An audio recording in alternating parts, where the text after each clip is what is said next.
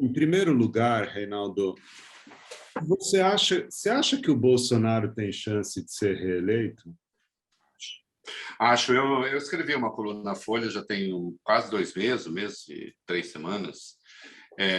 Eu disse, Bolsonaro não derreteu, né, a diferença do que se imaginava, se mostra mais resiliente do que muitos pensavam.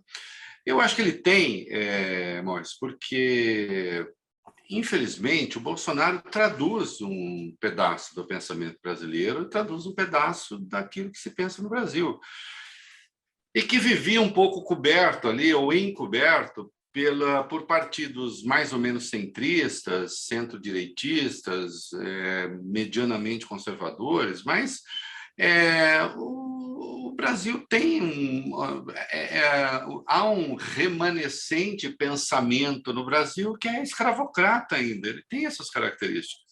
Ele é autoritário, ele é racista. Quando eu digo pensamento, melhor que pensamento, porque o pensamento faz supor uma coisa estruturada.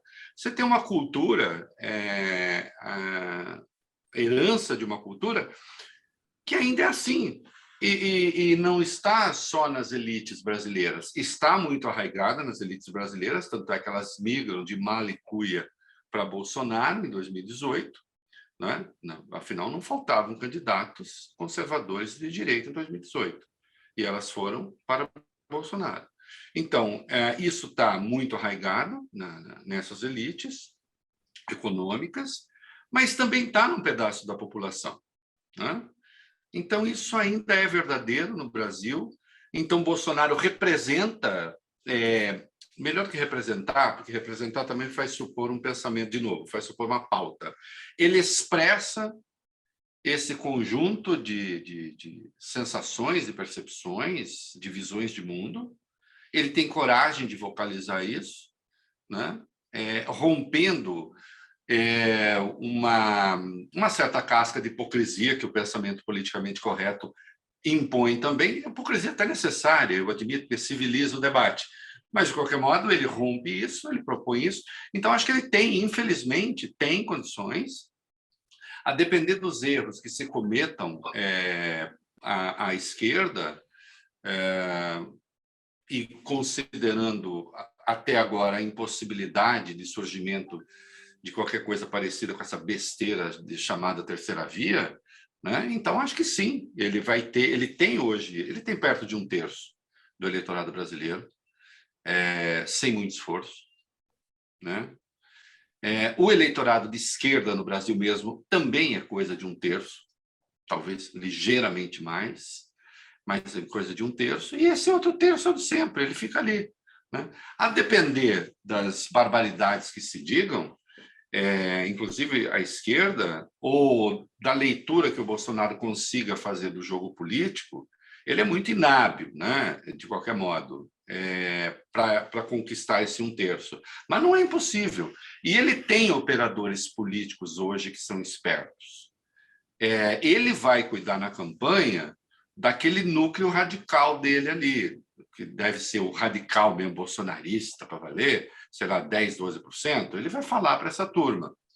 Mas ele tem Ciro Nogueira para fazer o discurso um pouco mais amplo, ele tem o Arthur Lira para tentar o discurso mais amplo, né? Então, ele está estruturado. Esse Bolsonaro de agora não é o Bolsonaro de 2018, né?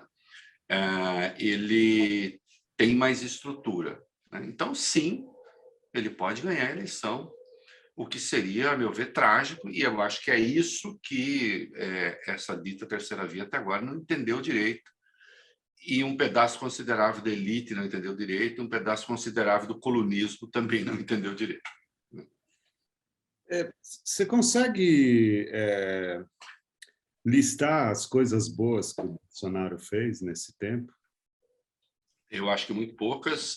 Você tem aí, na macroeconomia, você tem uma tendência de diminuição do déficit, então eles conseguiram fazer alguma coisa ali no controle de gastos públicos quando a gente pega o acumulado, né? Agora, no fim da jornada, aí, resolveu enfiar o pé na jaca para tentar garantir a reeleição. Tem isso. Tem o pacote anticrime, ele não embarcou no pacote anticrime do Sérgio Moro, que era pior do que o dele. O pacote anticrime que foi aprovado foi o pacote formulado pela Câmara, na verdade, e as sugestões de veto que o Sérgio Moro propôs, ele não aceitou, né? Então, acho que são as duas coisas positivas que eu consigo me lembrar. Fora isso, nada. Mas a reforma da Previdência. A reforma da Previdência é uma coisa que vinha de antes, na verdade, ele e a turma dele obstaram a reforma da Previdência no governo Temer, né? Então, isso era uma agenda que era uma agenda do Congresso. Quem fez foi o Rodrigo Maia, não foi ele. Ele atrapalhou, em vez de ajudar, né? E as outras reformas aí nós vimos que pararam porque ele não tinha articulação no Congresso, né?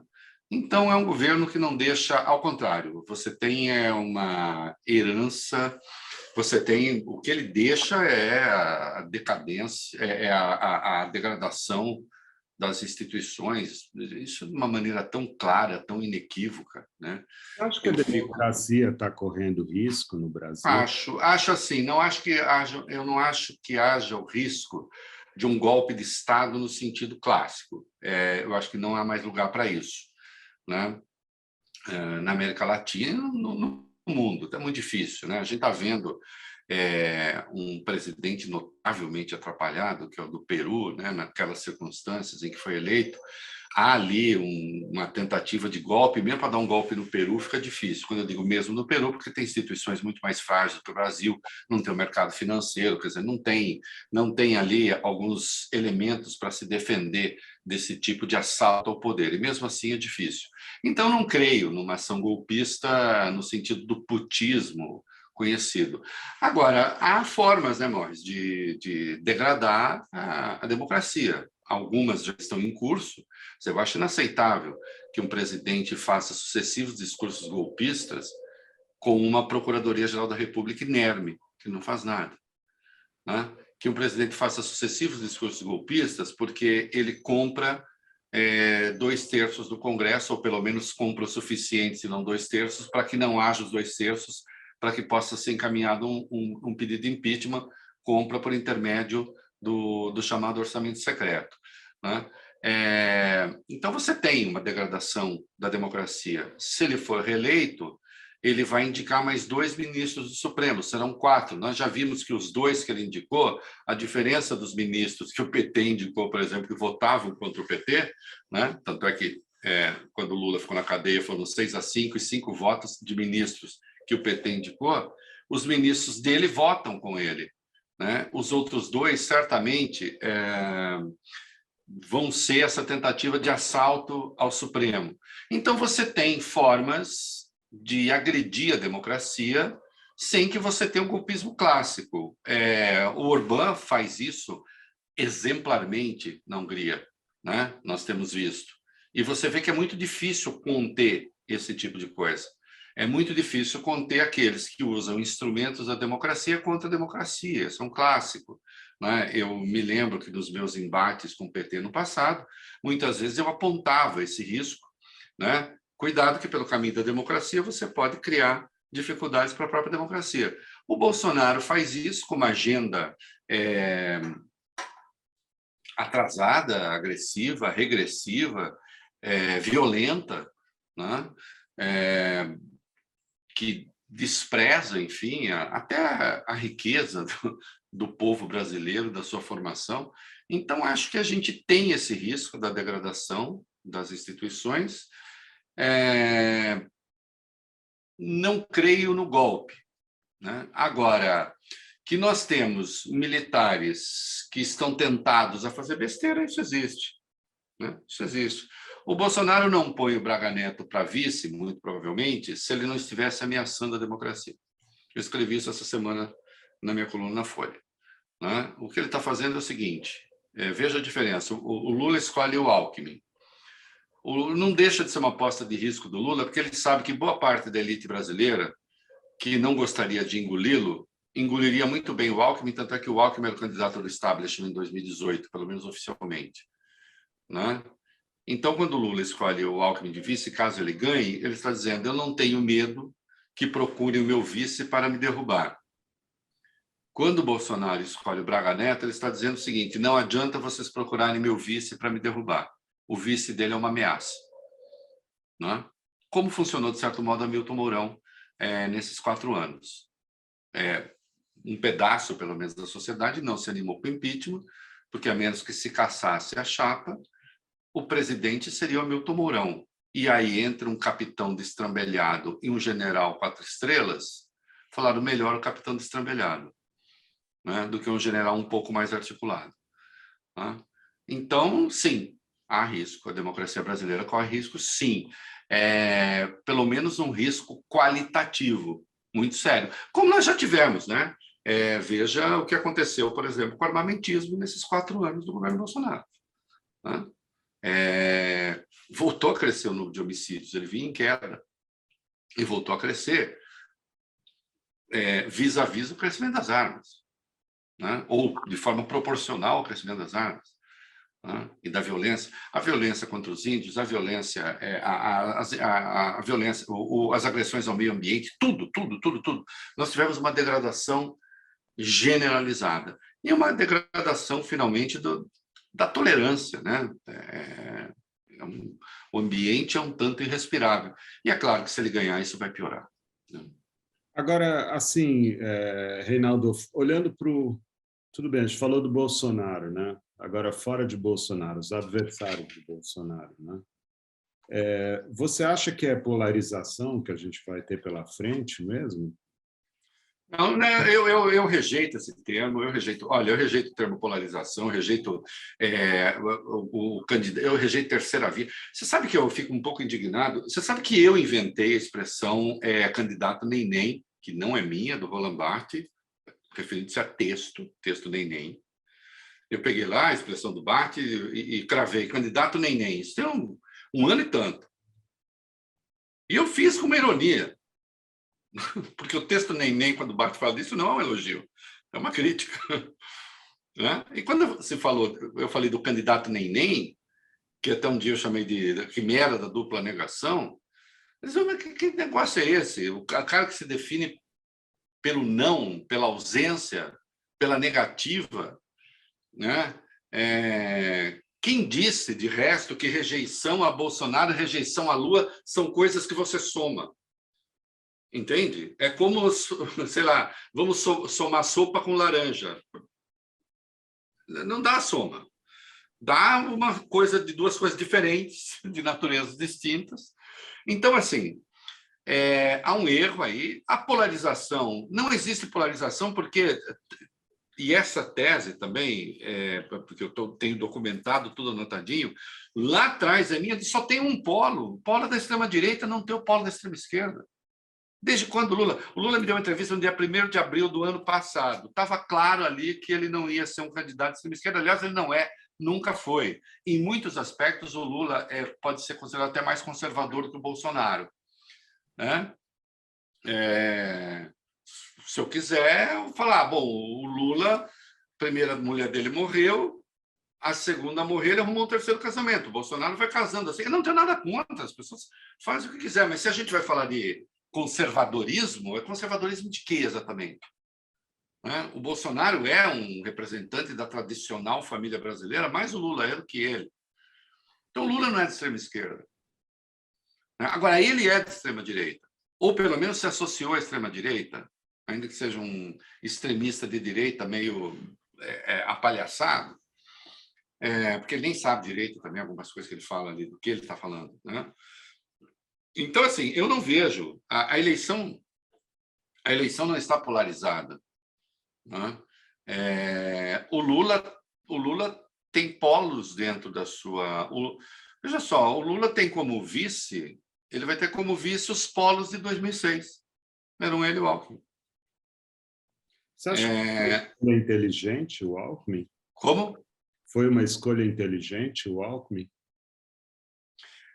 A escolha inteligente ou não sempre depende do que você quer fazer depois. Né? O que você quer depois?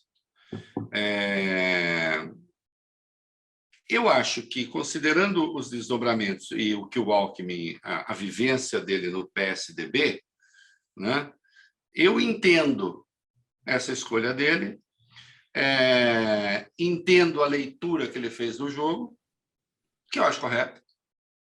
Eu acho que é preciso que haja um espaço de interlocução no centro, na centro-direita, caso o PT vença a eleição. O Alckmin será uma das pessoas a fazer isso, em caso de vitória. E acho que o Brasil, de qualquer modo, precisa dessa transição que congregue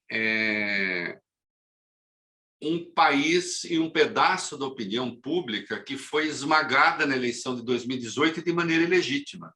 É aí que as pessoas, muitas vezes, não entendem o meu pensamento, por assim dizer. De maneira ilegítima? Ilegítima. Ilegítima. O Lula liderava as eleições de 2018 e foi condenado sem prova. E o juiz que o condenou vai ser ministro do Bolsonaro. Isso é ilegítimo. Isso é ilegítimo.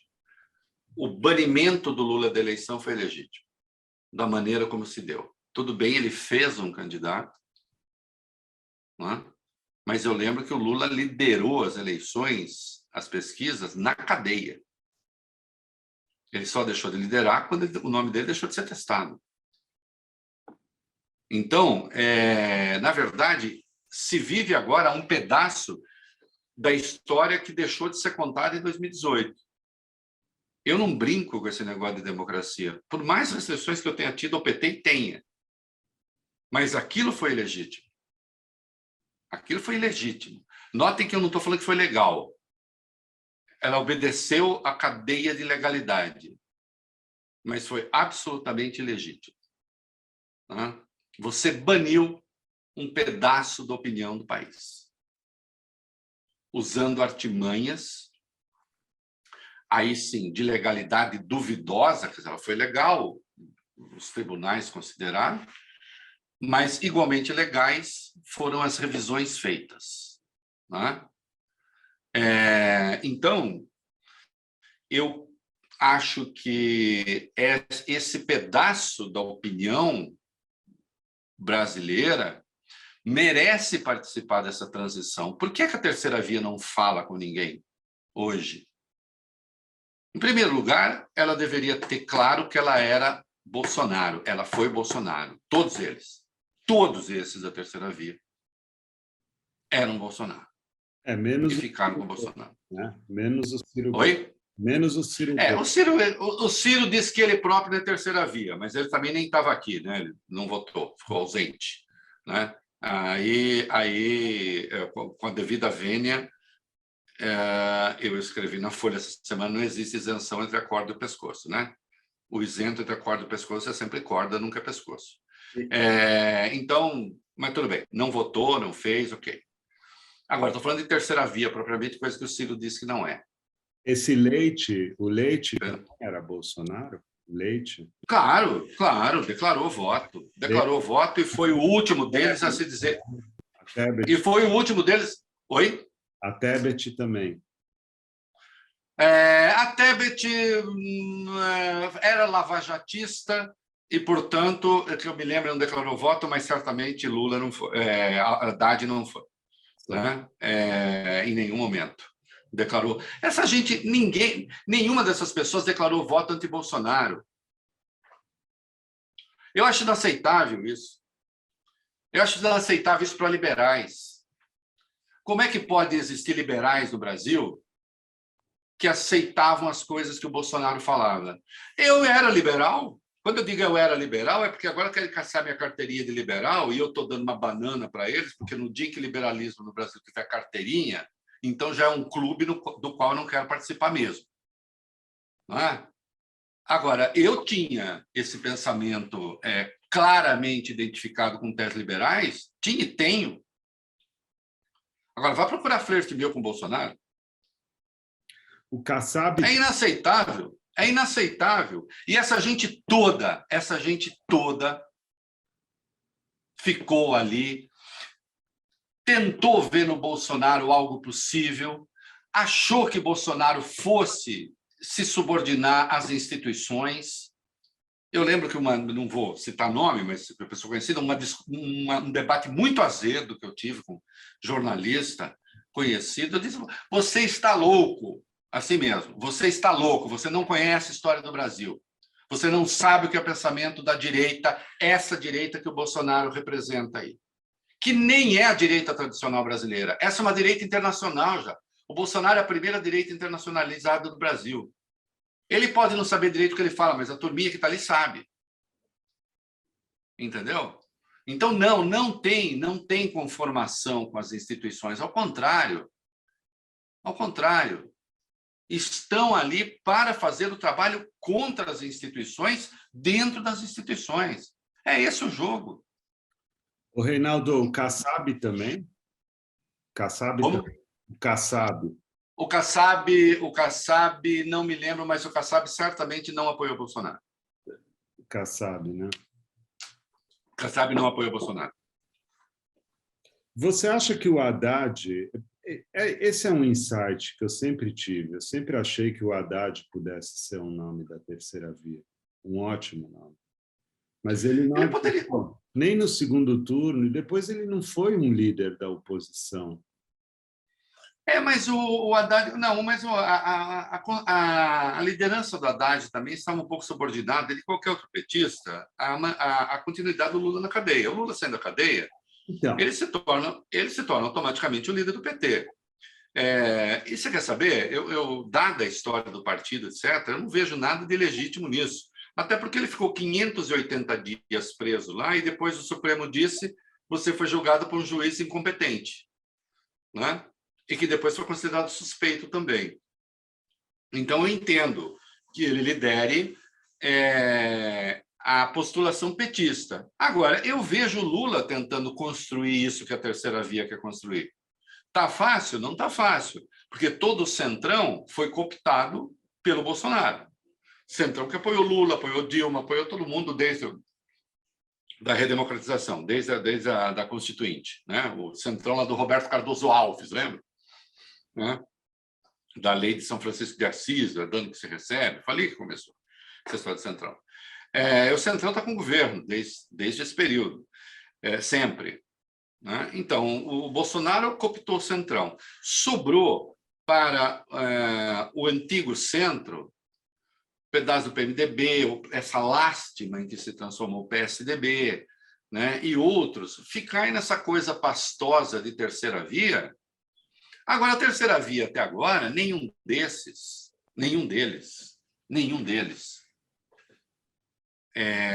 disse com absoluta clareza. O Ciro disse, mas depois o Ciro também ele um pouco faz o jogo da dupla negação. Mas esses da chamada terceira via, propriamente, tem que dizer a primeira questão é a questão democrática. E se a primeira questão é a questão democrática, então é não o Bolsonaro. E depois aí nós vamos escolher. Aí vocês escolhem, mas a primeira é não ao Bolsonaro. Só que até agora eles não disseram isso porque eles acham que isso ajuda o Lula. Então não dizem. Ao não dizê-lo, não se identificam com ninguém. Não criam uma ossatura de campanha. E aquele que tem alguma estrutura e que tem coisa de dimensão nacional para mostrar, que é o Dória, é bombardeado dentro do seu próprio partido. Então, eu nunca vi tanta gente delirando tanto por tão pouco, tendo cometido o erro essencial. O Dória não tem chance. Não, eu acho que, olha, eu acho que teria. Agora precisa ver o entendimento dele dentro do partido. Veja a confusão que deu com o presidente do partido dele agora há pouco, né? O Bruno Araújo, que de fato estava sabotando a candidatura dele, desde sempre, aliás. Né? Um cara que ele praticamente fez dentro do partido ali no momento de crise. Agora, veja, tem a vacinação no Brasil teria sido outra coisa sem o Dória. Só o que o Dória fez com as câmeras, e isso, para mim, é muito importante, e deveria ser para todo mundo, direitos humanos, câmera no uniforme dos policiais, que diminuiu drasticamente o número de vítimas e também o número de policiais mortos, porque diminui as ações violentas, né, e impensadas. O menor número de policiais mortos em 28 anos, acho. Né? São Paulo consegue investir, tem um Estado organizado. Um partido tem que aprender a fazer luta política. Em vez disso, aquele que disputa com ele as prévias, modelo escolhido, que, aliás, Leite, participou diretamente da regulação, fica sabotando o próprio sistema com o qual ele concordou, sabota o vitorioso, o partido não faz a luta política. Não é? Eu nunca vi nada parecido. Eu nunca vi nada parecido. Aliás, nunca ninguém viu. Por que isso daria certo? Aí vai o Luciano Bivar e sai candidato pela União Brasil, quando a gente sabe que ele está mentindo também com a devida vênia. Ele só quer ser um cavalo de Troia do Moro. Chega lá entre 22 de julho e 5 de agosto, o prazo para as convenções, coligações, etc.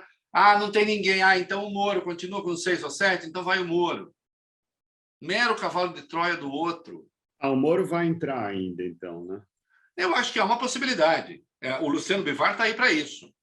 O Luciano Bivar, candidato à presidência, se eu sair na rua com o Luciano Bivar, quem você acha que vai tirar uma selfie com o público? Eu, Luciano Bivar. Se eu entrar em qualquer lugar, eu serei conhecido na feira. O Luciano Bivar, não. Só que eu não sou candidato a nada, a não ser um lugar no coração das pessoas.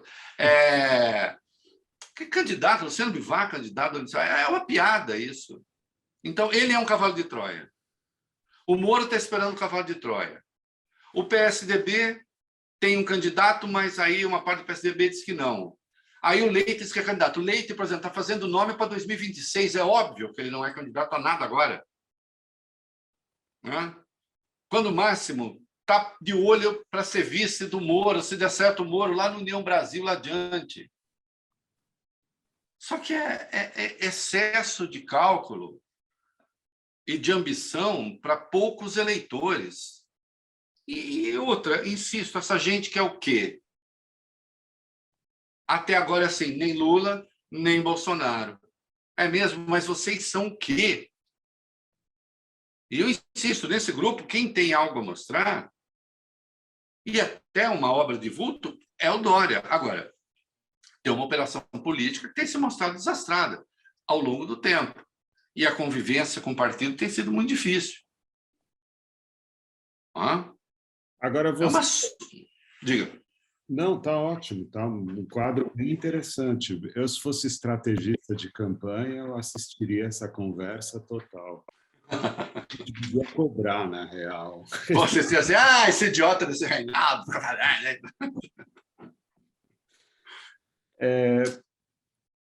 Erros e acertos nas campanhas. A campanha em si, porque a campanha começou, né? Eu estou com uma impressão de que o Bolsonaro está acertando mais do que o Lula na condução da campanha. Eu acho que isso é assim, não, eu acho que tem uma avaliação. Outro dia eu cheguei, eu não estou dizendo que foi essa que é a sua, mas me veio uma avaliação de uma grande corretora ali, escrita por um bolsonarista fanático, dizendo assim, o Bolsonaro, o mês de março foi dele, o Lula só quebrou a cara em março, que o Bolsonaro agora parou de pregar contra as instituições. Naquela semana, o Bolsonaro tinha pregado golpe 2 vezes. Não é? Agora, o Bolsonaro parou. O Bolsonaro parou de falar contra a vacina. Mas é que também a questão da Covid, ela perdeu importância, né? Perdeu importância. Você tem uma vacinação ampla feita no Brasil. O número de doentes caiu muito, de mortos também. Como a gente não tem a política da China, né, que morre 2 em Xangai e o mundo entra em crise, não é isso? Aqui, a nossa não é essa. Né?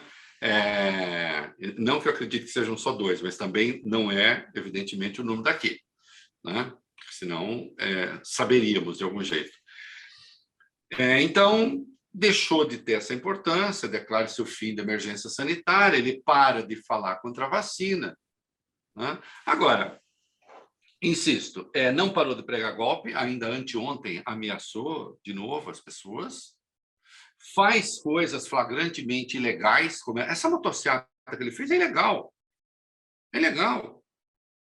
Tem dinheiro público do governo federal, tem dinheiro público do governo do estado, que é obrigado a arcar com a questão, a segurança, né? Outras manifestações que ele tem feito Brasil afora, usando claramente a máquina, né? Então, eu diria, ele não acertou nada, ele continua a ser Bolsonaro. Agora, você tem algumas coisas objetivas que mudam o humor de determinados setores. Você tem, é claro que o Auxílio Brasil faz diferença. Faz um pouco, faz. Né? Agora, a economia melhorou para os pobres? Nada, nada, ao contrário. As perspectivas, na verdade, são muito difíceis daqui para frente, né? Então, eu não vejo mudança de postura de Bolsonaro. Continua a comprar briga com o Supremo do mesmíssimo jeito. Né? O que ele tem hoje, ele tem um Congresso controlado pelo Arthur Lira, né? Especialmente a Câmara. Ele tem um ministro da Casa Civil muito influente. Se eu ligar agora para o Ciro Nogueira, eu marco 18 entrevistas com ele. Ele fala com quem procurar. Se alguém passar na rua, fala, Ciro Nogueira, ele sai para dar entrevista. É o maior hortelão da República. Aliás, quero dar os parabéns para o ministro Ciro Nogueira. Coloca essa ideia para colocar isso na matéria. O Ciro Nogueira, parabéns. Olha o seu lobby para falar com jornalista, é um negócio espetacular, né? E amplo, todos os setores, você não discrimina ninguém, né? Para passar suas leituras, suas visões de mundo. Né? Oi? Ele é a cara do Centrão, ele é o verdadeiro, ele é o dono, por exemplo, quem é o dono do FNDE? É ele. Quem é o dono do Ministério da Educação? É o Ciro Nogueira. Quem é que tem, como ele disse, um menino no CAD? Né? O Ciro Nogueira, o PP, né? Que foi um dos próceres lá dos governos petistas também. Né? Ele, agora o Arthur Lira. Então, os comandos. Não vejo mudança nenhuma. Agora, claro, você tem, no caso do Lula, você tem uma primeira dificuldade. O Lula chegou, eu tinha escrito isso lá atrás, o Lula chegou tão precocemente a 46%, 47% até, e vencendo no primeiro turno, que chegou cedo demais. Se ele continuasse a crescer, ele ia ganhar a eleição com 300% dos votos. Né? É claro que ele ia cair. É claro que ele ia cair. O Lula ainda hoje tem, percentualmente, ainda hoje, mesmo caindo um pouco, ele tem mais votos do que ele obteve no primeiro turno das duas eleições que ele venceu. Ainda hoje. Eu não estou dizendo numericamente, não, estou falando percentualmente mesmo. Né? Já descontados os votos inválidos e tal. Então, ainda hoje, ele tem um desempenho superior ao que ele teve quando ele ganhou as eleições. Né? Então, acho que ele vai cair mais. Então, primeiro, cresceu muito, cai. 2, a máquina do governo tem muita força e o Bolsonaro ainda vai crescer. Vai ser uma eleição muito apertada.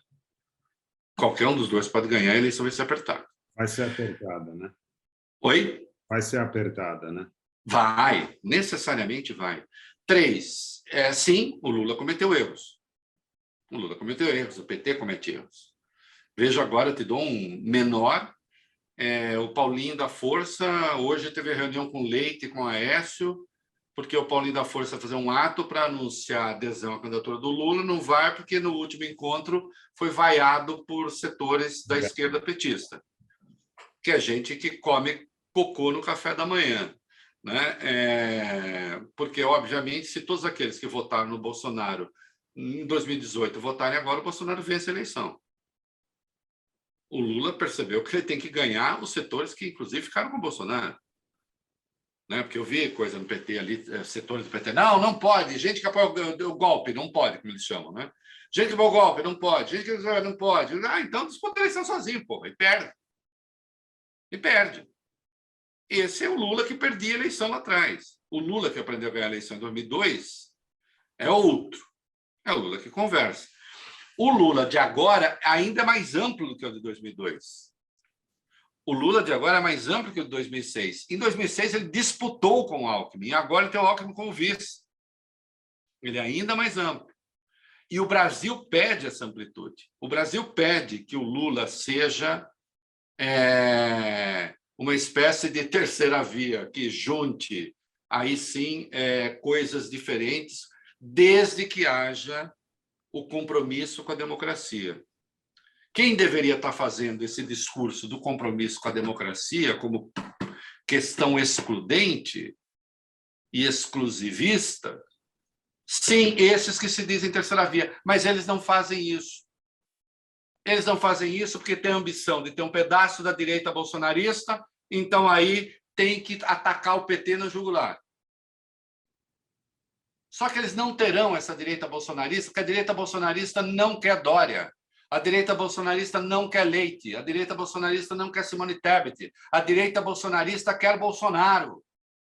Nenhum deles tem coragem de falar o que o Bolsonaro fala, ainda que pensasse. Entende? Então não vai ter. Aquilo é do Bolsonaro.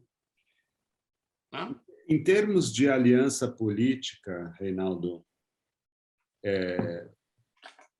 eu queria que você fizesse uma análise das alianças políticas do Bolsonaro e do Lula. Elas são competitivas em que medida, cada uma? Olha, a do Lula é competitiva, em primeiro lugar, porque o PT é competitivo, é o maior partido do país, se juntou com o PSB na coligação, até agora, né? O partido encolheu aí na janela partidária, mas ainda tem importância, no Brasil.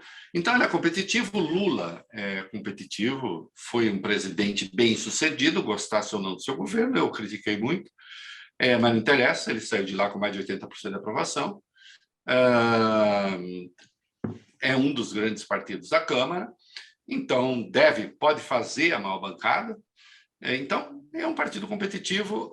O ideal seria que essa aliança conseguisse atrair, por exemplo, PSD, não descarto, e pudesse atrair MDB, mas acho difícil. Né? Então, tivesse não só simbolizado na figura do Alckmin, não esse caminhar para o centro, não é assim que eu vejo as coisas. Eu vejo como um processo, eu vejo como um mandato quase de transição para dar uma sentada no trauma bolsonarista e a sociedade brasileira voltar a conversar. Né? Então, o ideal seria que fizesse as alianças. Do tamanho que está, acho que dá para disputar bem, mas o ideal seria que conseguisse levar PSD, que conseguisse levar MDB, que conseguisse levar o Solidariedade, que agora está aí nesse impasse.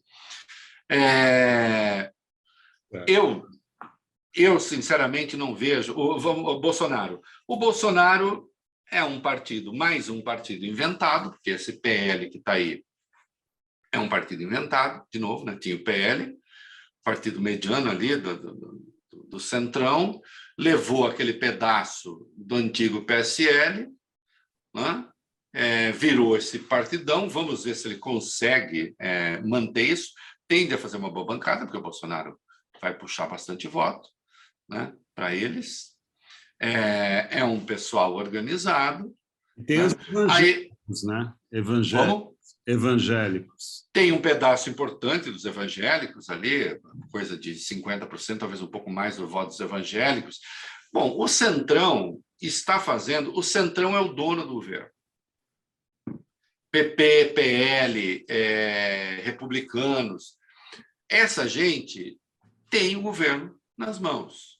Hoje, aliás, o Arthur Lira, né, hoje, enquanto eu estou te dando essa entrevista, nesta segunda-feira, o Arthur Lira saiu atirando contra o Lula. Ele está fazendo uma aposta. Se o Bolsonaro ganhar, ele está dizendo, continua o dono da cocada preta. Né? Nós continuamos.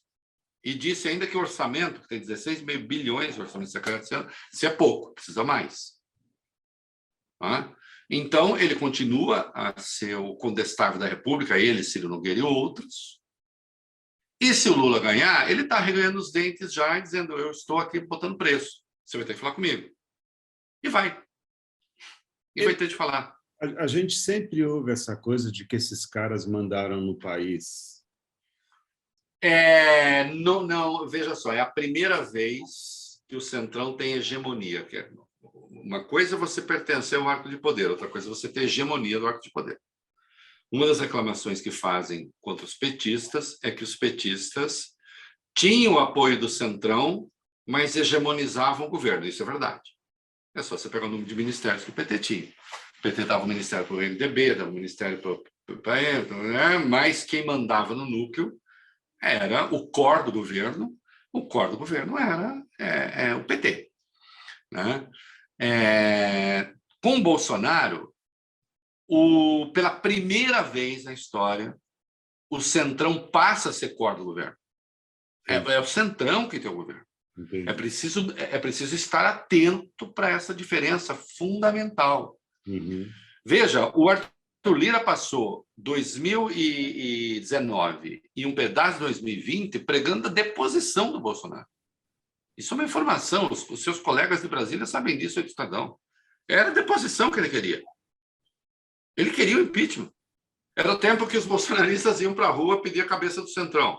Tudo bem que eles pediam a cabeça do Centrão, do STF, do Congresso, de tudo. Quando o Arthur Lira faz o acordo, o Bolsonaro, esse sim, ele passa a gestão do país para o Centrão. Né? O Centrão realmente manda. Né? O governo hoje é do Centrão. E se o Bolsonaro ganhar, continuará a ser. Porque olha só como é fácil isso que eu vou te dizer. Você acha o quê? Se o Bolsonaro vence, se o Bolsonaro decide ele ser o governo, o Centrão vai na garganta dele e vai para o impeachment. É o Centrão. Vai para o impeachment e vai contar com o apoio da esquerda. Você acha que a esquerda não vai querer o impeachment do Bolsonaro? Não, é o Centrão. Vai. É o Centrão. É o Centrão. Centrão, os militares, eu ouvi dizer que são mais de 8 mil hoje em dia em cargo. São 6 mil e pouco, deixa eu te dizer, 6 mil e pouco, pelo menos 2 mil e alguma coisa, são cargos, quase 3 mil, são cargos que realmente podem ser de militares, ou até devem, porque exige uma expertise, e sempre foram. Então, eu diria, o que há de excesso aí é coisa de 3 mil.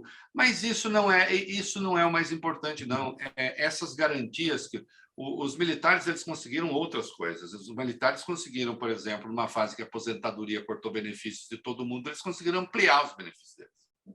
É muito mais amplo o negócio. Não são esses carguinhos não contam nada. Esses carguinhos não contam nada. O povo.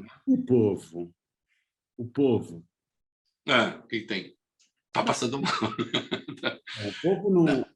Me chama... Quer dizer assim, o povo não reage mais. O povo não tem reagido. Eu tenho sentido falta de reação do povo. Olha, eu acho que você tem... Nós temos, assim... Diante de tanta situação. Não tenho isso pensado para te dar uma resposta estruturada, mas o que eu digo é o seguinte, nós vivemos, o mundo inteiro viveu, né? O trauma da pandemia conta, e é um clássico aí que a gente conhece literatura de esquerda sabe disso, né? Eu digo literatura de esquerda porque é que mais se dedica a esse tipo de coisa, mas a sociologia pode explicar. Nos momentos em que você tem crise econômica muito aguda, essa crise mais desorganiza as reivindicações que organiza. Não é? Porque as pessoas ficam com medo, elas ficam inseguras. Verdade. Então, assim, quando é que é fácil reivindicar? Olha só, quando é que é fácil? Pense o seguinte, é fácil reivindicar reajuste salarial quando você tem uma economia que está crescendo tal, e você tem o sindicato organizado, as pessoas estão sindicalizadas, pagando, empregadas, estruturadas, e aí então você junta todo mundo. Hoje você tem uma fragmentação, inclusive, da mão de obra gigantesca, né? Uma desvinculação do mundo do trabalho, de qualquer forma de organização sindical, isso é que se chama uberização da mão de obra, isso desorganiza as coisas. Veja, esse pessoal, no geral, é muito explorado, entregadores, etc. Eles não têm como se estruturar. Como é que você forma lideranças assim? Isso mais dificulta do que ajuda, né? eu diria, isso mais colabora para a ascensão de movimentos, muitas vezes, de extrema-direita, né, que deslocam do eixo econômico as reivindicações, né, tiram do eixo econômico as reivindicações por falta de compreensão até do processo, do que o contrário. Né? Agora, eu tendo a achar, por isso eu acho, de qualquer modo, que se o PT organizar direito à campanha, souber fazer direito à campanha, eu acho que tem a chance de ganhar, é muito grande, porque a economia está contra os pobres, né? Os números da economia estão contra os pobres, os números da inflação estão contra os pobres. Hoje nós estamos com o maior rendimento do salário desde, sei lá, a coisa de década, mais, né? Os trabalhadores só vão recuperar, a perspectiva é que eles recuperem só em 2026 o salário real de 2013. Né? Olha o desastre que você tem aí. Uma parte disso é desastre do governo Dilma. Tá, pode até ser uma herança, mas espera aí, mas o PT está fora do poder faz 6 anos. Loucura. Faz 6 anos que o PT saiu do poder. Nesse tempo não deu para... veio a pandemia, bom, sempre virá alguma coisa. Sempre virá alguma coisa. O Lula poderia dizer que lá atrás teve o estouro da bolha. E ele precisou fazer também algumas coisas ali que depois cobraram seu preço mais adiante. Sempre tem alguma coisa. Agora, agora, de qualquer modo, o que me incomoda muito, muito, muito, muito, muito, é que eu vejo um certo descuido de muitos operadores da política, de colunistas, de pensadores da política. Eu vejo um descuido enorme com a questão democrática. Eu acho que a gente não se indigna o suficiente a cada vez que o Bolsonaro defende golpe, entende? Ou olha do que nós estamos falando, cara. Fala da tortura de um jeito absurdo. Fala da tortura de um jeito absurdo, assim. O filho dele, agora, morreu, o Newton Cruz, falou ali, não sei o quê, aí voltou a falar do Rio Centro, daquela maneira ligeira, não sei o quê, e trata coisas da maior gravidade, assim, com nonchalância. Pesadelo. É um pesadelo. E aí, eu acho assim, não estar atento a isso e dizer assim, num primeiro momento, opa, isso não. Isso não. Uhum. Isso não dá. Com esses outros aqui... Pergunto. Desses outros, eu posso discordar de um monte de coisa. Sim. Mas, pelo menos, nós concordamos que eu vou ficar vivo no fim da história, para poder brigar. Não é? Agora, eu acho que isso não se entendeu direito ainda. Entende? Então, quando vem falar para mim de extremos, os extremos, eu não posso respeitar, se você conseguir manter isso aí, eu não posso respeitar intelectualmente falando alguém que vem me falar de extremos. Eu tenho desprezo intelectual por gente assim. Digo, e realmente não quero nem debater com esse tipo de coisa. Porque você considerar que uma postulação, ainda que não seja minha, com viés de esquerda, características de esquerda, mas que está chamando o Alckmin para vice, é um extremo, e o outro extremo é quem defende tortura, eu não posso ter respeito intelectual por pessoas que fazem esse tipo de consideração. Nem intelectual, nem político, nem moral, nem ético. Nenhuma dessas dimensões, nem histórico. Entende? Então, quando eu chutei o balde de alguns liberais ali, que o Reinaldo não quer conviver com esse tipo de coisa. Com esse tipo de coisa do bolsonarismo, com aquele tipo de coisa do lavajatismo. Olha o quanto eu apanhei por causa do Lava Jato, olha o mau-caratismo explicitado dessa porra toda, cara. Eu sei o que me custou. Reinaldo, Oi? Você acha que tem chance de ter violência de verdade na eleição? Facada? Acho. Acho porque sabe o que é, Mois? É o sujeito que vai, assim... o sujeito que caminha, assim, as coisas que vão se deslocando, sei lá, meio centímetro por dia, quando você chegar no fim do ano, elas terão se deslocado bastante. E nós estamos, assim, pouco a pouco, nós estamos tolerando um pouco mais. Estamos tolerando um pouco mais. Estamos tolerando um pouco mais. Até a hora que rompe o limite, né? Já aconteceu, né? Aqui e ali, de gente apanhar, de ataques, né? É claro que há esse risco. É claro que há um convite para um Capitólio no Brasil, mas isso é escancarado. Volta e meia o Bolsonaro fala. Entende? E tem gente disposta a fazer isso? Tem. O que você achou da... Como é que você... a questão toda da facada do Bolsonaro na última eleição, como é que você pensa ela? Bom, eu, em primeiro lugar, descarto que tenha sido qualquer coisa parecida com um complô, que quer que seja, né? Por incrível que pareça, já estamos na terceira investigação, né? Ele quer investigar até ver se encontra alguma coisa, né? Quer torturar os fatos para ver se os fatos confessam, né? O que ele quer ouvir, o que não seria estranho ao seu arcabouço intelectual. Evidentemente, foi um ato insano de uma pessoa solitária, né? Até porque, para que fosse alguma coisa arranjada, digamos, pela esquerda, a esquerda teria de saber que ele, Bolsonaro, e sua campanha seriam irresponsáveis o bastante para colocá-lo naquela situação de risco, né? Que aquilo é um absurdo. Aquilo é um absurdo para qualquer candidato, né? Jamais alguém poderia, naquelas circunstâncias, estar sendo carregado no meio da rua, naquele vucu-vucu, sem a devida segurança. Então, assim, a menos que o extremista de esquerda tenha combinado com a segurança de Bolsonaro, aquilo seria impossível.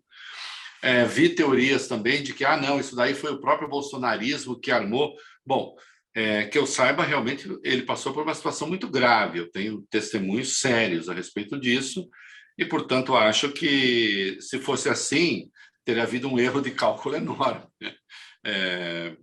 Então, também não, né?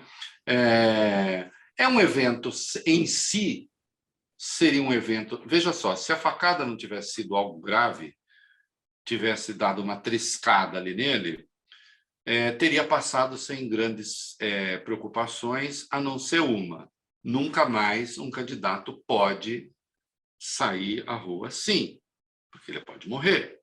E acho que não pode mesmo, né?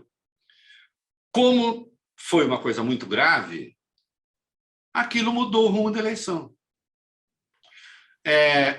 Melhor, mudar fica parecendo que eu sei como seria. Eu diria, marcou o rumo da eleição. Ele não participou mais de debate. Ele passou a ter o horário triplicado na televisão, porque ele tinha o tempo do horário dele e tinha cobertura jornalística. Mais internet.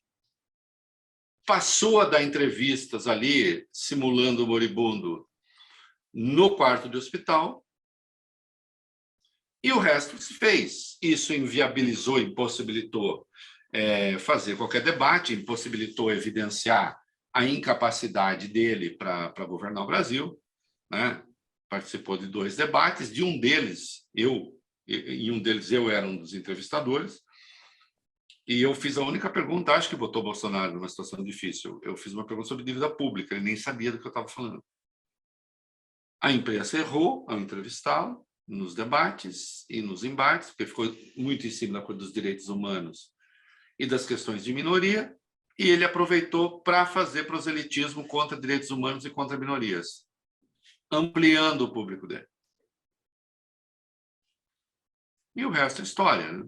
Estamos aí, né? Que eu acho que esse inesperado pode acontecer, né? Sim, é claro que eu tenho... Pode ser internado durante esse caminho. Pode um monte de coisa. Veja, o Brasil, se você pensar, nós tivemos o inesperado em 2 eleições seguidas, né, cara? Em 2014 foi a morte de Eduardo Campos. lembre-se que ela mudou o rumo das coisas, né? Morre Eduardo Campos, entra a Marina. Eu não sei como seria a eleição. Não dá para saber, não dá para contar a história que não houve. Que foi importante, foi. Né? 2014, então um trauma. 2018, outro. Eu espero que 2022 não tenha, né? Que as coisas fluam. Agora, eu não vejo muito Bolsonaro participando de debate em 2022. Ele é muito... Primeiro, ele... Um debate com Bolsonaro, Lula e Dória ia ser uma coisa assim, global. Super bom, né? E ia ser o quê, né? Primeiro que o Bolsonaro não aceita ser contraditado. Ele é agressivo, né? Se tornou muito agressivo. No enfrentamento com Lula, considerando a forma absolutamente desrespeitosa com que ele... Desrespeitosa no que se refere ao Lula, desrespeitosa no que se refere ao Alckmin, ao Dória, né? Então, assim, não vejo participando. Não vê, né? Acho difícil. Acho difícil. E aí, se ele não vai, o Lula vai para apanhar sozinho. Então... Como fica essa questão? Não vamos nem ter debate, né? Olha que loucura. Há o risco efetivo. Porque aí você faz um debate, então, entre os que aceitam participar. Entre os que aceitam participar, precisa ver se a população vai gostar ou não, vai querer ver ou não. Você sabe que eu acho que devia ser obrigatório o debate, né? Na minha opinião como cidadão. Eu só acho que a dificuldade de você ter desde que você tivesse um comitê público de debate que fosse realmente isento, que seria difícil também, né? Porque, evidentemente, organizando debates, regras e debates com grupos privados que fazem debates, também haverá assentos muito particulares favoráveis a esse ou favoráveis àquele. Eu vejo essa gritaria, por exemplo, o PT fala em revisão da reforma trabalhista. Eu, no lugar deles, não falaria uma coisa tão genérica sem dizer o que é. Agora, também não considero que falar de revisão da reforma trabalhista seja propor quebrar o joelho do Moisés do Michelangelo, entende?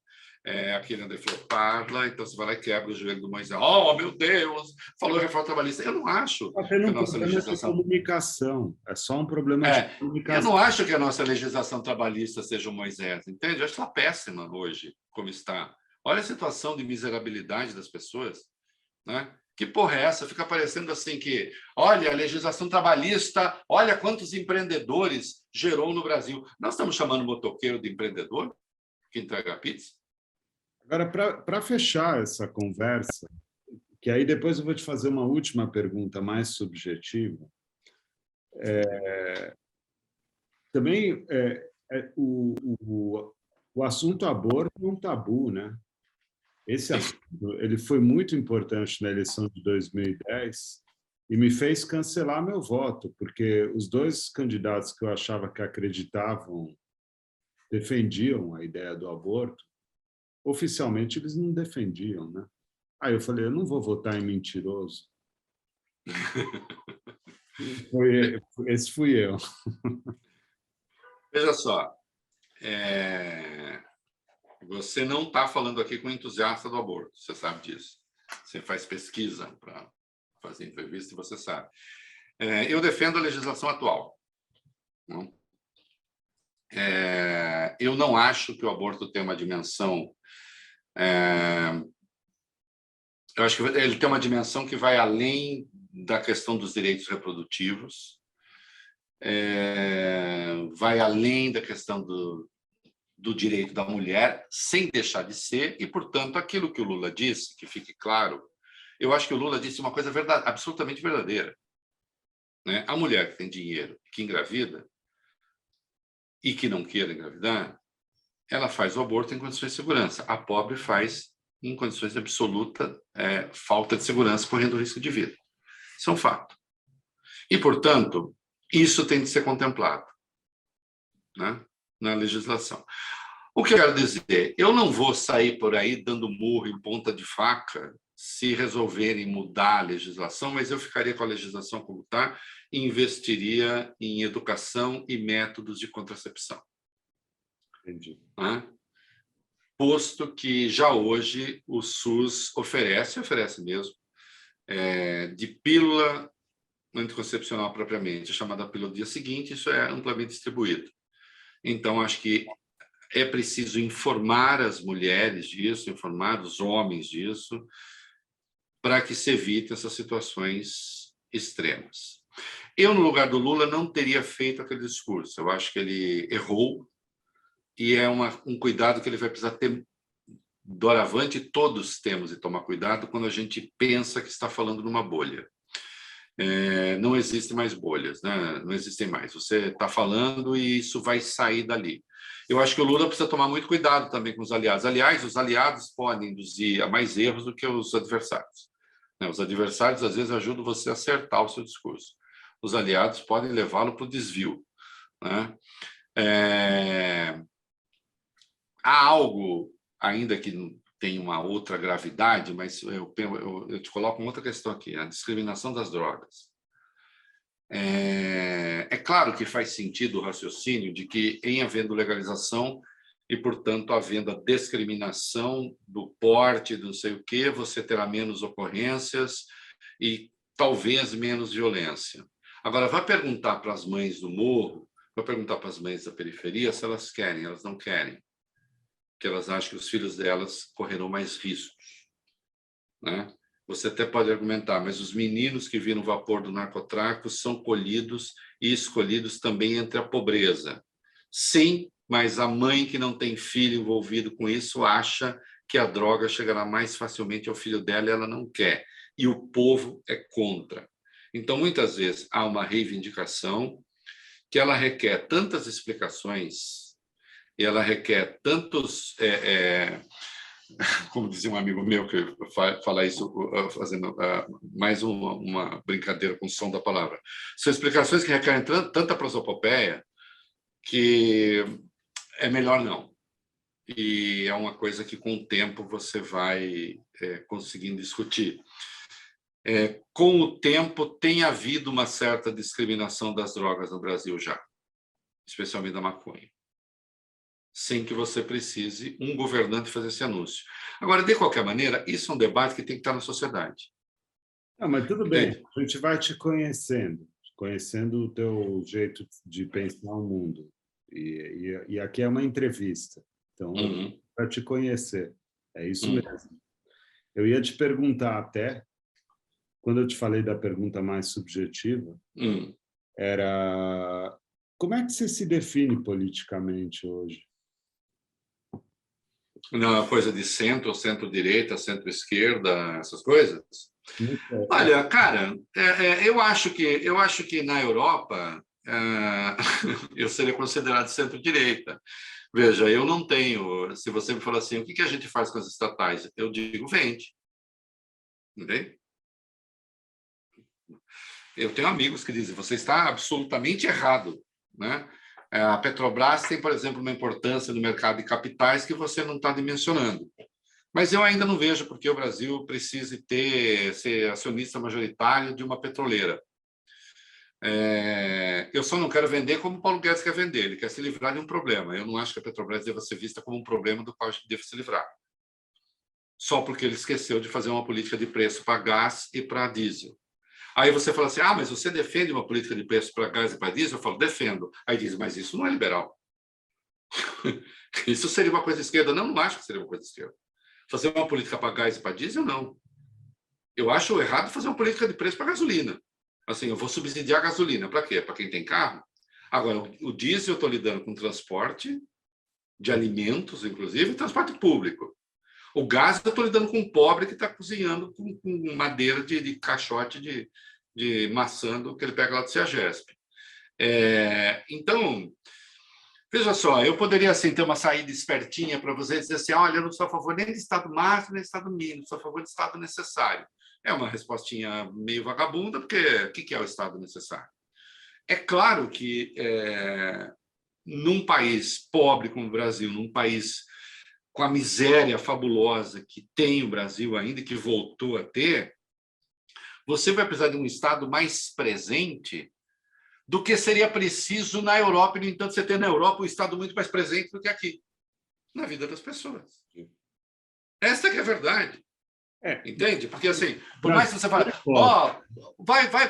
acho que até você morou, né, na Inglaterra, ou estou errado? Não sei. Morei na Inglaterra. Morou. O serviço de saúde, a Inglaterra, a liberal de Thatcher, tem um serviço de saúde melhor do que o nosso. Entende? De graça. O que é aquilo? O Estado de Bem-Estar Social. Não, nem é o Estado de Bem-Estar Social alemão, é outra coisa. Mas tem. Então, assim, você tem um... Reinaldo, o Brasil não é pobre, né?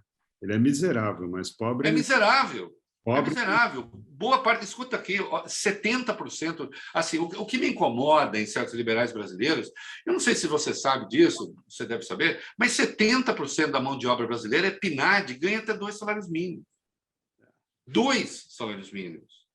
70%. 90% ganham até R$ 3.500. Eu te pergunto, Boris, quem ganha R$ 3.500 está morando onde hoje?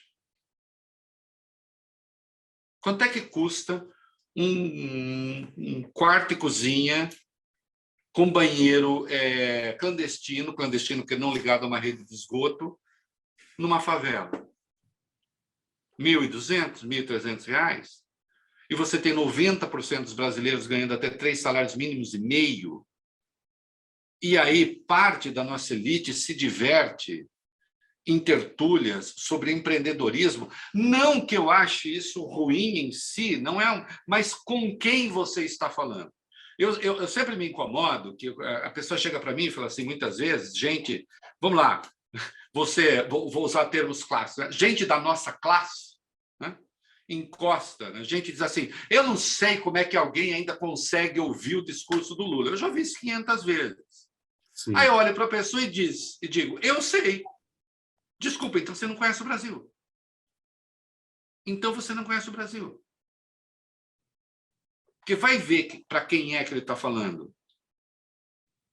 Mas eu acho que ele não tem a melhor política para essas pessoas. Bom, isso é outra coisa. Isso é outra coisa. Mas ele colocou essas pessoas na equação política dele lá atrás. De verdade, colocou. Né? Então, a incapacidade que tem os chamados liberais brasileiros de conviver com um país real. Mas o seu país é real, o meu país é real, onde a gente vive também é real, claro, também está aqui. Mas quanto nós somos? Quanto nós somos? Vem cá, se quem ganha acima de R$ 3.500 constitui 10% do Brasil, meu querido, depois a gente vai pegar quem ganha até 10 e você vai tomar nisso aí, você vai tomar mais 9%, aí você fica com 1% ganhando acima de R$ 10.000. Reinaldo, você se arrepende de algo? Você é um speaker, né? Olha, veja só, eu... Há tantos anos, você acompanha a cena há muitos anos. Sim. E aí? Eu não falo de arrependimento, eu falo de mudanças, eu mudei em algumas coisas. Por exemplo, já dei o exemplo, eu era contra cotas, eu escrevi textos duríssimos contra cotas. E eu já disse, eu estava errado. Entendeu? Assim, quando eu digo eu estava errado, eu até digo, não é em meu favor, não. Pode ser até contra mim, que o cara poderia dizer assim, pensasse melhor. Bom, ok. No espírito eu estava certo. É claro que a cota você desiguala para supostamente igualar. Você ignora uma igualdade básica que a Constituição assegura, porque diz essa igualdade ela desiguala. Então, nós vamos desigualar para igualar. Você faz a operação reversa. Eu dizia, não, tem que ter uma escola boa para todo mundo, porque o branco pobre não pode ser responsabilizado por não sei o quê. Bom, hoje é números, é uma série histórica e a gente vê que a política de cotas integrou, de fato, negros à universidade que não estavam. O desempenho desses estudantes é igual em alguns casos, até o que também é muito explicável, superior à média. Isso contribuiu para tornar a universidade mais plural, não baixou a qualidade da universidade por causa disso. Saiu um ranking recente aí, até que a gente está bem, especialmente as universidades paulistas, as estaduais. Então, assim, erro. Eu tenho horror. Com o PT, Oi? Com o PT, você acha que você errou? Com o PT, especificamente. Assim, eu diria assim, é possível, mas o PT errou muito comigo também, e erramos todos muito, né? É isso, é isso, é isso. Entende? O Alckmin, eu era chamado... Veja só, a grande acusação que o PT me fazia dizia que eu era tucano. Tucano. Usava o tucano como ofensa. Hoje, quem usa tucano como ofensa para mim é bolsonarista. Mas veja, qual era? Se você pegar, eu tenho isso documentado. O tucano Reinaldo Azevedo, tucano Reinaldo Azevedo, tucano Reinaldo Azevedo. Quando Lula tem hoje Alckmin como vice, o que eu vou ficar fazendo? Veja só, eu poderia, Morris, fazer assim: o PT não vai fazer minha culpa, não? Ô, PT, faz minha culpa aí. Você poderia estar nessa. Poderia, pede desculpa para mim. Poderia estar nessa. Lembra quando vocês me falavam? Sim, eu votei no Alckmin. Eu votei no Alckmin. Eu votei no Alckmin em 2006. Eu votei no Serra em 2002. Nunca fui tucano. Mas votei no Ulisses Guimarães, em 89, no primeiro turno. Né? Então, assim, o tucano Reinaldo Azevedo. Eu poderia falar assim, o tucano Luiz Inácio Lula da Silva. Eles erraram também, eu errei também, erramos. Agora, eu acho assim, pega ali em que momento da minha trajetória eu estava defendendo uma causa ruim. Errado, sim, podia estar. Quando eu combati cota era um erro, eu acho. Estou dizendo. Mas em que momento eu estava defendendo ataque a liberdades fundamentais, ataque a direitos fundamentais? Nunca. Nunca, absolutamente nunca. Em que momento eu cheguei a flertar com extrema-direita, Bolsonaro, esse lixo? Nunca. Tanto é que, assim, eu sei que as pessoas ficam tentando caçar com lupa. Vamos pegar aqui. Tal. Tenho, sim, documentado o Bolsonaro me elogiando na Câmara e eu escrevendo, lave a sua boca. Eu não quero ser elogiado pelo senhor. O senhor não sabe nada do que eu escrevo, o senhor não sabe nada do que eu falo, o senhor não me entende. O senhor não entende o que eu digo. Então, não quero que o senhor me elogie. Não posso proibir, mas se pudesse, proibiria. Então, não. O senhor não sabe nada do que eu estou falando. Veja ele, cara, quando ele falou aquele negócio da Maria do Rosário, saía arregaçando em cima dele. Não. E a Maria do Rosário já tinha dito, a turma da Maria do Rosário já tinha dito o diabo a meu respeito. Eu não estou nem aí para esse tipo de coisa, entendeu? As ofensas que me dirigiram nesse tempo. Hoje tem um monte de petista que me elogia, que já me ofendeu. Veja, isso é parte do rally. Isso é parte do rally. Isso é parte do jogo. Isso é parte da... O Brasil é outro também. Bom, houve um tempo que o PT me achava, no jornalismo, a referência da direita. Imagine você. Sim, eu lembro. Eles queriam um extremista de direita, eu diria que hoje, olha, está assim. Pensando, Reinaldo, que só que pessoas como você não estão encontrando uma vocalização possível hoje em dia no cenário. Está um pouco difícil. Claro que não.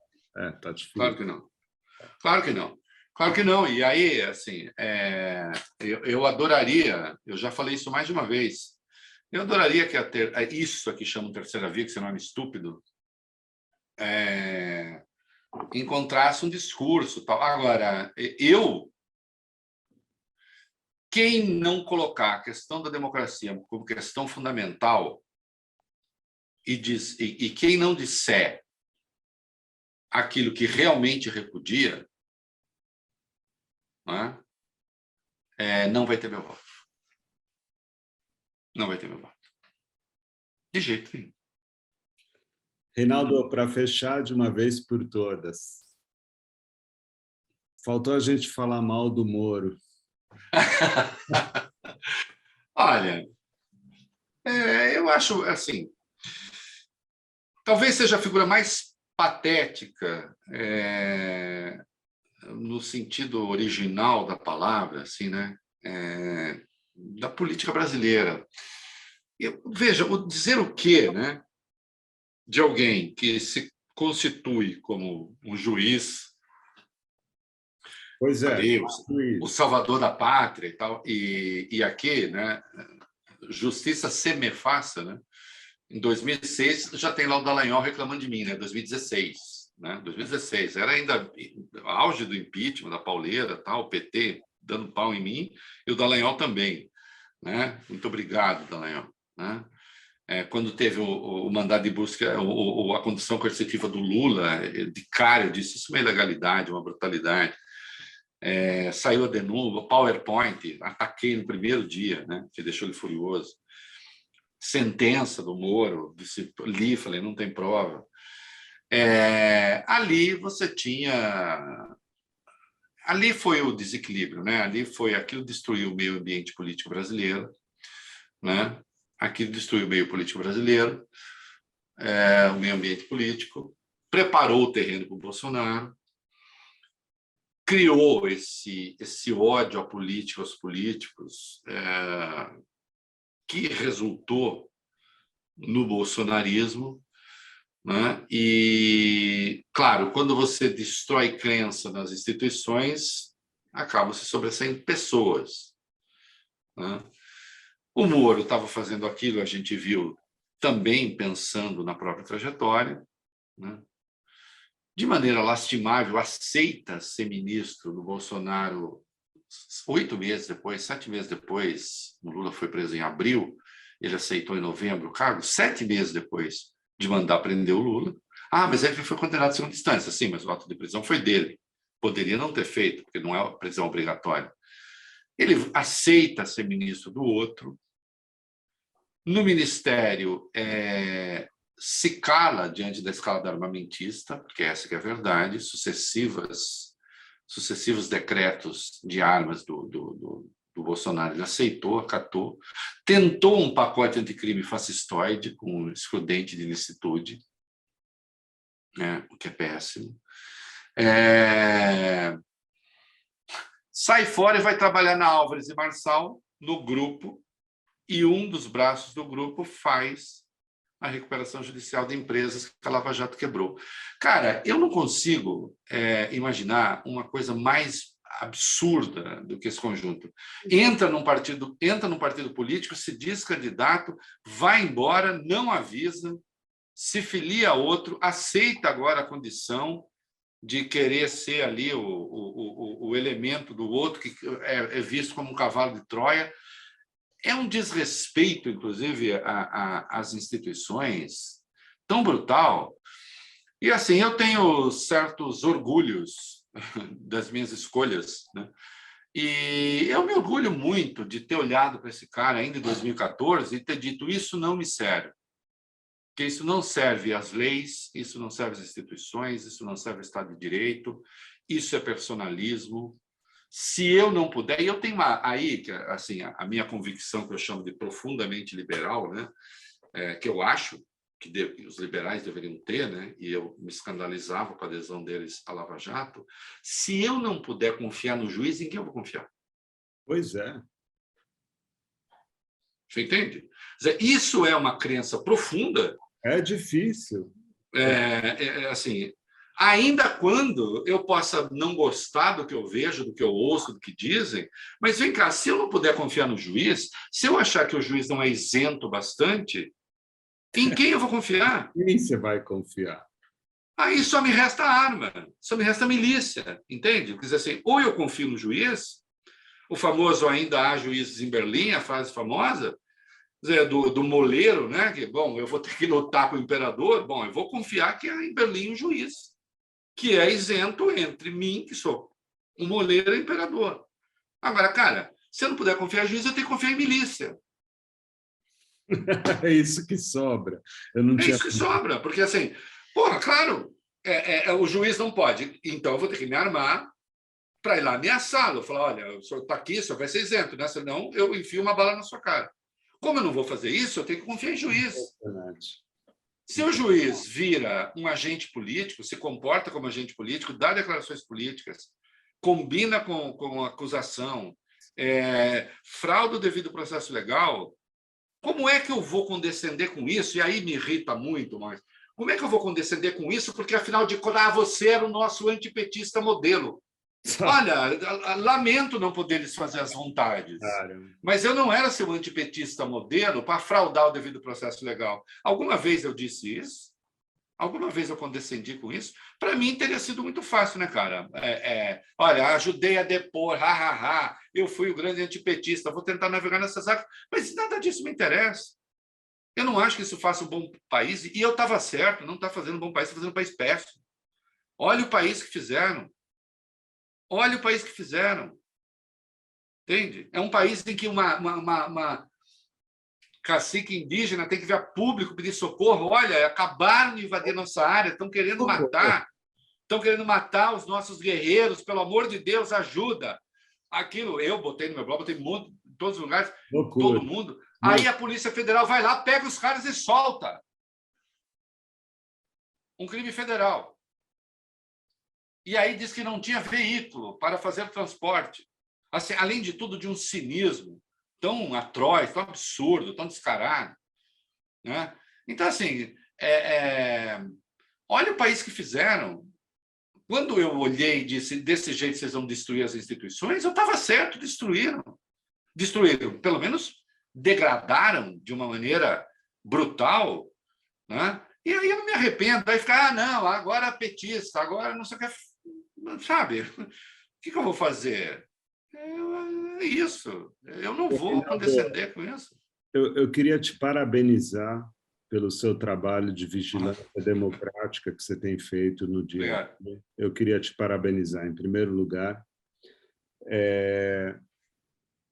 E eu queria também te agradecer. Obrigado por se expor. Você se expor. Imagina. Obrigado. E também por compartilhar o teu ponto de vista. Eu acho que esse olhar nosso que a gente constrói nessa conversa, eu só ia te sugerir, eu acho sugestivo, mas eu acho que eu estou achando que a gente vai ter que se falar mais vezes esse ano. Não sei. Vamos falar, vamos conversar, sim. Vamos conversar. Vamos conversar. Isso. Se você quer falar mais alguma coisa? Não, eu só quero, assim, eu só quero que me vejam, se possível, assim, falar assim, olha, aqui, nesse ponto, você condescendeu com alguma coisa autoritária, não sei o quê. Não, ao contrário, não condescendi com nada. Né? Os meus erros... Aliás, isso também é importante, você sabe que eu revi o processo de impeachment, né? Não revi, do ponto de vista legal, toda a documentação. Mas aquilo que se chamou pedalada da Dilma também não houve. Veja só. Não houve pedalada. Até isso. Eu não acho nem que a Dilma teria conseguido manter o poder se o impeachment tivesse sido derrotado, que isso fique claro. Aliás, isso tem um documentário chamado O Processo, que a própria Gleisi Hoffmann, num dado momento, diz: será que dá para voltar? Né? Será que dá para voltar? Então, assim, teria sido muito difícil. Teria sido muito difícil.